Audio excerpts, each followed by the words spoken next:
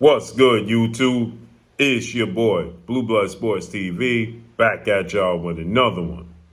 So, many people are asking me my opinion after two-time welterweight world champion, superstar boxer who's retired, future Hall of Fame, and now boxing analyst and pundit, Showtime Shawn Porter, gave his thoughts and his opinions and his prediction on how he feel like this highly anticipated showdown tomorrow night or tonight with undefeated three-division world champion who simultaneously held the WBA super title at super featherweight, WBA regular title at lightweight, and WBA regular title at junior welterweight, superstar boxer Gervonta Tank Davis, who is 27 wins, no loss, no draw, 25 big wins by way of knockout. He is 28 years of age, 5'5", with a 67-inch arm reach as he takes on undefeated WBA super featherweight world champion Dominican star boxer Hector Garcia, who is 16 wins, no losses, no draws, 10 wins by way of knockout, 31 years of age, 5'9", with a 67-inch arm reach. So Shawn Porter, he gave his thoughts of how he feel like, this fight is going to pan out. And he stated that Gervonta Tank Davis is going to have problems with Hector Garcia, okay? And that, Hector Garcia's pedigree and his confidence is going to be a problem for Gervonta Tank Davis. And he still expects Tank Davis to win, but it's going to be a competitive fight. He feels like it's actually going to be a barn burner. On the other hand, I feel like Gervonta Tank Davis is going to win. And I do agree with Showtime Shawn Porter in the beginning of the fight. In the first 3 rounds, I think it's going to take time for Tank to figure out Hector Garcia. But after the 3rd round, he's going to start to put a lot of physical and mental pressure on Hector Garcia, and he's going to start clipping him with big, clean punches after round 3. But listen to what Shawn Porter had to say regarding this fight. Go how everybody expects it to go. This ain't going to be an easy night. It ain't going to be a walk in the park for Gervonta Davis, and by no means is it going to be a walk in the park for Hector Garcia either. Ant has already said it. Hector has to be on his P's and Q's round 1 till it's done, to what Hector's bringing to the ring, and we've seen that time and time. So I expect Tank to win, but I think it's gonna be entertaining as hell. He punches in combination. Hector Garcia is strong. He's got some pop. We've seen that, and he's not gonna back down. Again, some guys you got to go after them. You have to make them uncomfortable, and I think that Hector Garcia has the ability to go after Tank Davis in ways that nobody else has been able to. So you heard what he had to say. He feels like Hector Garcia can go at Gervonta Tank Davis in a way that nobody has been able to do, in the past, right? And, again, like I said, I agree with Shawn Porter that it's going to be a competitive fight early, right? As far as going after him like nobody has ever done, I don't see that, because I saw Isaac Pitbull Cruz a few fights ago. I saw him go at Gervonta Tank Davis like nobody has ever went at Gervonta Tank Davis, with his confidence, his pressure, his ring IQ, his ability to be defensively sound and not get hit often and early by punches from Gervonta Tank Davis. He was able to weather storms when he did get hit. So I think that Isaac Pitbull Cruz presented a different challenge than what Hector Garcia is going to present. Hector Garcia is also the southpaw. He's an Olympian.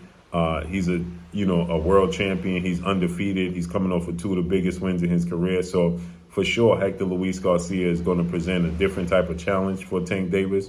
But I don't believe he's going to present a challenge that Tank Davis has not seen before, that he's going to do something and bring something that nobody's ever done with Gervonta Tank Davis, because Isaac Cruz brought it.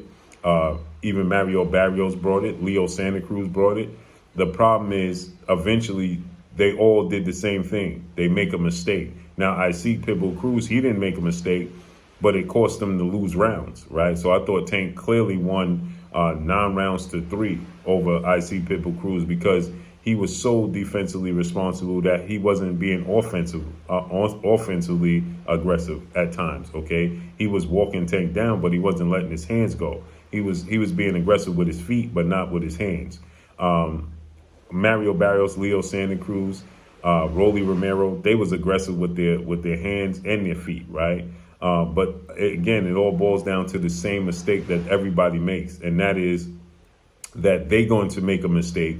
They're going to be out of position, and Gervonta Tank Davis does not get enough credit for his ability to make adjustments, and he doesn't get enough credit for his ability to box. Okay, everybody gets enamored with his power, and everybody says, well, even Shawn Porter said in this interview, Shawn Porter stated, well, Tank Davis have an eraser. He got the one-punch knockout power. Everybody's enamored with Gervonta Tank Davis's power, and so his ability to make adjustments, his ring IQ and ability to box and control the distance and control the pace of the fight gets drastically overlooked. And his ability to put mental pressure on his opponents to force them into a mistake. And that's what ultimately Mario Barrios did. That's what ultimately Leo Santa Cruz did. That's ultimately what Rolly Romero did. That's what Isaac Cruz did. He just didn't get knocked out. He just wasn't offensively aggressive. And ultimately, that's what Hector Garcia is going to do. There was moments, and Hector Garcia's biggest win was over Christopher Colbert, Little B-Hop prime time. But there was even moments in that fight where Chris Colbert was having success against Hector Luis Garcia. He don't have nearly the power that Gervonta Tank Davis presents, okay? But Hector Garcia was getting hit clean against Christopher Colbert. It gets overlooked, okay? Because of the knockdown, Hector Garcia was a major underdog in the fight. He was a late replacement. And so the fact that he had the success that he had, and he dropped Chris Colbert in the fight, and then there was points in times towards the end of the fight where Chris Colbert looked like he packed it in and wasn't willing to continue on fighting anymore. You forget the moments and the success that Chris Colbert had in the fight, okay? And he did have moments. He did have success. So you factor in Tank Davis is going to have a lot more moments against Hector Garcia than Chris Colbert did. But he has way more power, okay? He's better at judging distance. He's better at sitting down, meaning that he's more poised in his fights, not just sitting down on his punches. He's more calm, cool, and collective. Chris Colbert is jittery at times. He's doing unnecessary movement, unnecessary acts, trying to be a showman, trying to entertain the crowd, right? Tank Davis is not trying to do that. He's trying to get the dub, and he's trying to do it in dramatic fashion by turning your lights off. And that's ultimately what he does. He puts a lot of mental pressure on you with his foot placement and his ring IQ that people don't pay attention to. They don't notice.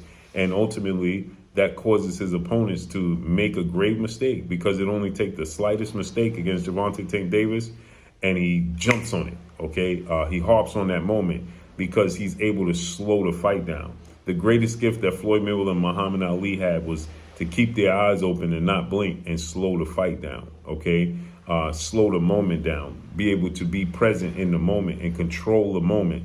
And that's something that Gervonta Tank Davis excels at, okay? And so tomorrow night, or tonight rather, Hector Luis Garcia is going to be in a position that he's never been in. Now, he's been in a big fight with Chris Colbert, been in a fight with Gutierrez for the title, but nothing like what he's going to experience in the ring and in the atmosphere with Gervonta Tank Davis. That's also going to zap some of his power, okay? It's going to zap some of his stamina, some of his energy. The moment itself is going to be enormous for him, not to mention the foot placement and the angles that Gervonta Tank Davis puts you in with his feet, not always with his hands, but with his mind and his feet.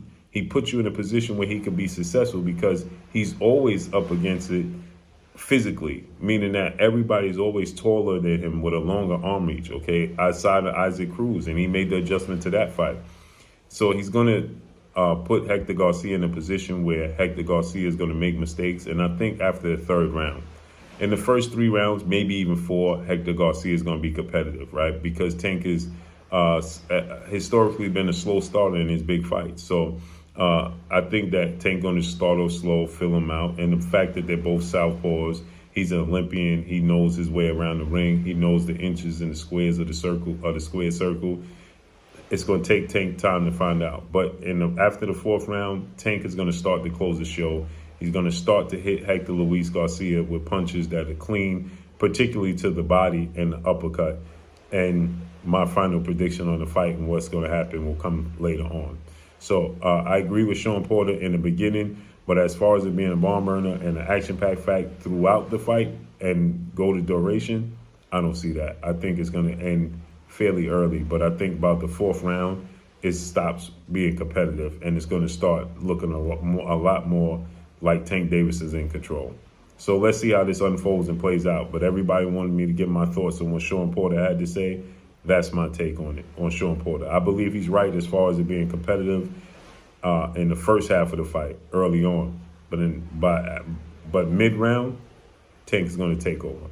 And that's all I got for y'all. Make sure you hit the like button. Drop a comment in the comment section. Let me know what y'all think. Y'all already know what it is. It's your boy Blue, Blue Blood Sports TV. Hate, like, comment, and subscribe. You haven't subscribed, hit the subscribe button, hit the like button, hit the bell icon to get all the new notifications. Follow me on Instagram at Blue Blood Sports TV, all one word. Y'all already know what it is. Shout out to the entire LDBC. Shout out to Black Media Raw. Make sure you like and share these videos. That's all I got for y'all. Peace.